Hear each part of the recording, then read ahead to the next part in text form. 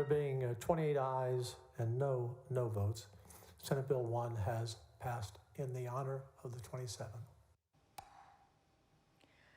New tonight, the Texas Senate passes Senate Bill 1, which aims to improve safety procedures for Texas youth camps. Lawmakers want to make sure what happened at Camp Mystic last month, where 27 girls and 2 counselors were killed by floodwaters, never happens again. CBS Austin's Farrah Walton is live at the Capitol tonight. Farrah, things were very emotional before that final vote. Adela, it sure was an emotional night at the Capitol. Parents who lost their children during the devastating July 4th floods are now seeing action at the Capitol. Tonight, senators passed Senate Bill 1, a measure aimed at preventing another tragedy.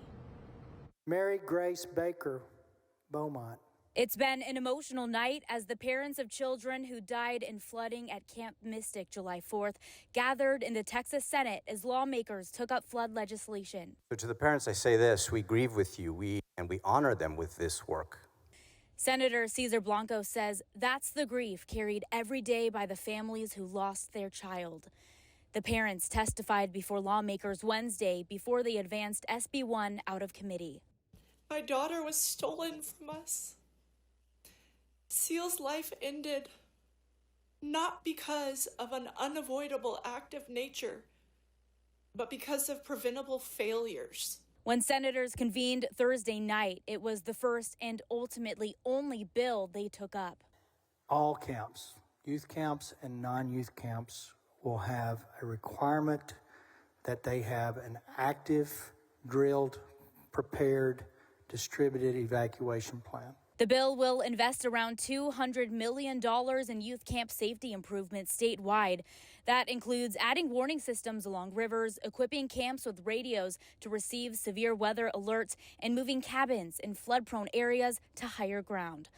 Lawmakers say the goal is to ensure camps are better prepared the next time disaster strikes. Thank you for advocating not only for the Heaven 27, but also for every other family who has ever experienced a tragedy like this. Heavy moments tonight. SB 1 passed unanimously and now heads to the House for consideration. Reporting live near the state capitol, Farrah Walton, CBS Austin News. We cannot call these once-in-a-thousand-year events. Shrug our shoulders and walk away saying, better luck next time. Almost 7 weeks after that catastrophic flooding that killed more than 130 Texans, we have now seen action from Texas House lawmakers. House members voted to move forward with a number of disaster response bills, including one to increase oversight on camps like Camp Mystic. CBS Austin's Andrew Lamparski has a closer look from the state capitol.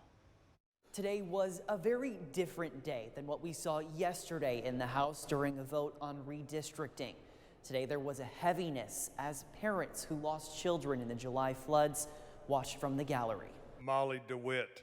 One by one Thursday, Mary Kate Jacoby. the Texas House recognized some of the youngest victims of the deadly Hill Country floods. Their parents watching on as House Bill 1, the Youth Camper Act, came to a vote. The camp failed these girls. The county failed them. The River Authority failed them. And in a larger sense, their government failed them. The bill would require camps to report an emergency action plan to the state and, with new amendments, keep camp housing out of floodplains. Its sponsor, Republican State Representative Drew Darby, with an emotional plea to the House. I see my granddaughters every time I pick up this bill. By the grace of God, they were picked up at Camp Mystic the very weekend before the floods hit. Emotions were high in the gallery and down on the floor. Where they were begging us to pass a bill that would prevent this type of tragedy from happening again.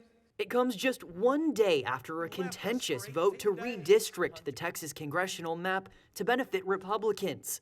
That bill today is making its way to the Senate. You're saying that you didn't look at it, Mr. Chairman, before you brought it to us?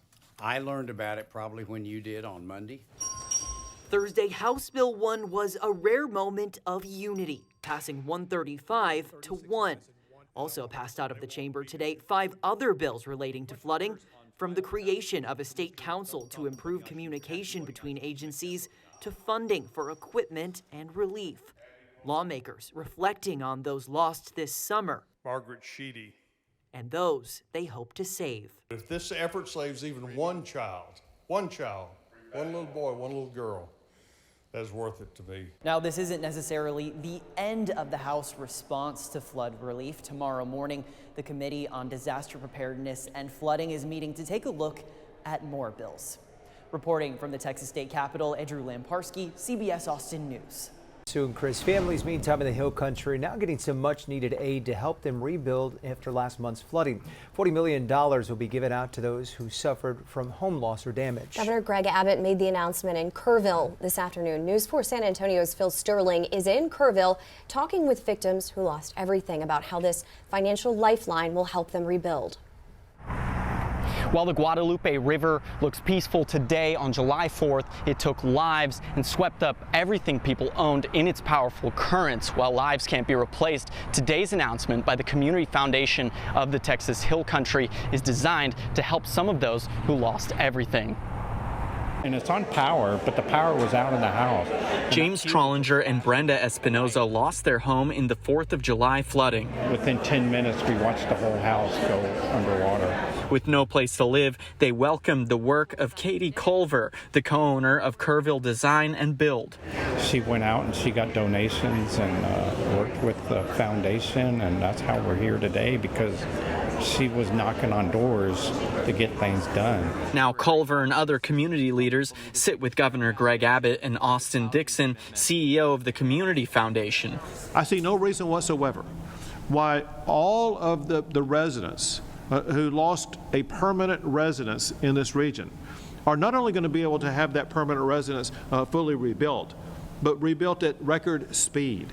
Dixon said they have already given out $5 million after the first 7 days of flooding, and within 3 weeks granted $10.5 million. Today's money will provide a more structured housing fund. Whether it's a rebuilt house, a repaired RV, or a safe temporary apartment, this fund will help families get home. Governor Abbott noted what the state has spent and what it might still do. So the state has already spent well over $200 million, and that is for the initial emergency response, initial recovery operations, things like that. The legislature is voting maybe today on adding another $200 million to assist with this process. The foundation is looking next to tackle mental health issues. Phil Sterling reporting from Kerrville, News 4 San Antonio. You can find out more about the flood relief initiatives on our social media pages and at news4sanantonio.com. Good morning. My name is Clark Baker. Along with my wife, I'm here to represent myself along with my wife, Katie Baker, Chairman Perry, rest of the committee. Thank y'all so much for your diligent work on prioritizing camp safety. In May, Mary Grace Baker stood in her school's church surrounded by her classmates, her teachers, and her family. She was receiving the St. Elizabeth Ann Seton Award, the highest honor at St. Anne's.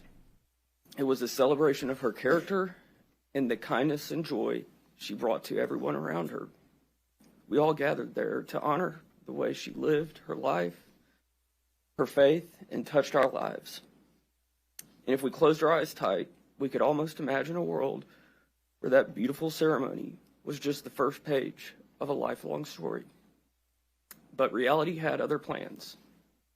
Just a few weeks later, we found ourselves in church once again with the same faces, the same classmates and teachers, not celebrating Mary Grace's award, but celebrating Mary Grace's far too brief life.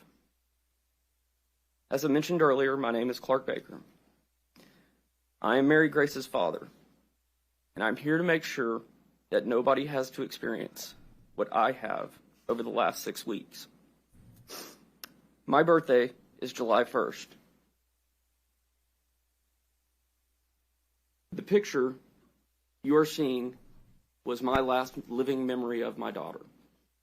Mary Grace was born in April of 2017. 2 months later, my wife lost her grandmother. And 4 months after that, I lost my own mom. Mary Grace was the light that helped all of us in the family through that dark moment in time.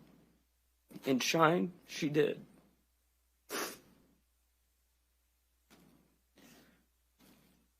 I'll be honest in saying, I don't really know how this works. I have no clue how to navigate these halls. I don't understand House hearings, lobbyists, floor debates. What I do know is that my daughter should still be here. Her death was 100% preventable. Complacency, among other things, led to the deaths of 27 amazing, innocent, beautiful girls. We can't let complacency claim the life of another child. We simply ask for mandatory, common sense, state-regulated safety protocols for camps. That's it. One thing I forgot to mention. We're from Beaumont, Texas. We know about floods, and we understand that Mother Nature can rear her ugly head. But that's not an excuse. Camps, especially those in areas prone to flash floods, should have adequate warning systems and not build cabins in dangerous floodplains. Period. Surely don't put 8 and 9-year-olds in them. Have a legitimate evacuation plan. Know the plan. Practice the plan. Train workers and counselors to implement the plan. To be clear, I don't want to shut down the entire camp industry. Generally speaking, camps are great. Hell, Mary Grace was having so much fun, she didn't even have time to write her family a note. I simply ask that our camps be held to a standard similar to other institutions that oversee our children. At the end of the day, Hurricane Harvey hit us hard, and the very next year we were blasted by Hurricane Imelda. These disasters were both considered 500-year floods. This will happen again, and when it does, it might not even be a flood. The last thing I want is for over 1,100 camps in Texas hosting kids next summer under the same microscope that led to the death of my daughter and 26 of her friends. Please, please don't let another session pass without ensuring campers will come home. Thank you. Thank you all for your testimony. Members, any questions? Senator Betancourt. Thank you for all of your testimony. And to go to Mr. Baker's last comment, he said he didn't know how the place worked, how it works, how the lobbyists work. You don't have to worry about any of that. We're going to take care of this. And God bless you. And sorry for your loss. Any other questions, members? Thank you all for your testimony.